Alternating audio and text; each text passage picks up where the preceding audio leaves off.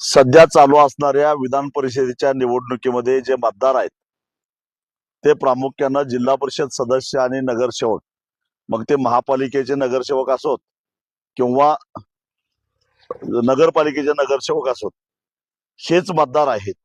आणि या मतदारांना आधीच सरकारनं कर्जमाफीसाठी अपात्र ठरवलेलं आहे.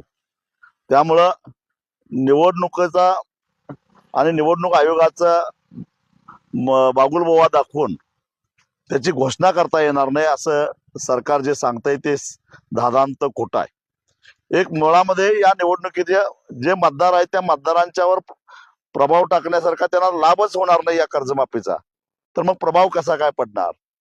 राहिली गोष्ट निवडणूक आयोगाच्या आडून सरकार गुपचूपपणानं काही लोकांच्या खात्यावर पैसे जमा करून जो शब्द दिलेला होता 7/12 कोरा करायचा त्याच्यापासून कुठेतरी पळ काढू पाहतंय. पण सरकारनं एक ध्यानात ठेवावं, आम्ही हे सहन करणार नाही.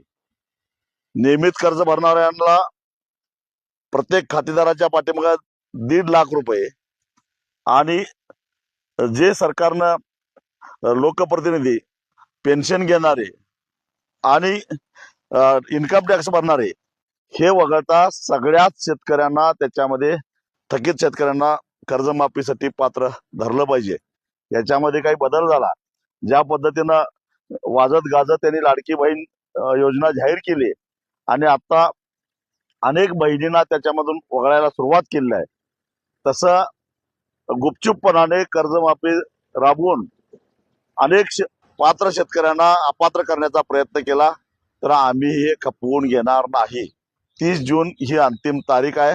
त्यानंतर महाराष्ट्रामध्ये आंदोलनाचा एक भडका उडल्याशिवाय राहणार नाही आणि सरकारनं स्पष्ट करावं, काही निवडणुकीवर परिणाम होत नाही, आयोगाला जे काय करायचं ते करावं, परंतु विधान परिषदेच्या निवडणुकीवर प्रभाव टाकेल असा हा निर्णय नाही आहे. हा निर्णय आधीच झालेला आहे, बजेटमध्ये तरतूद झालेली आहे.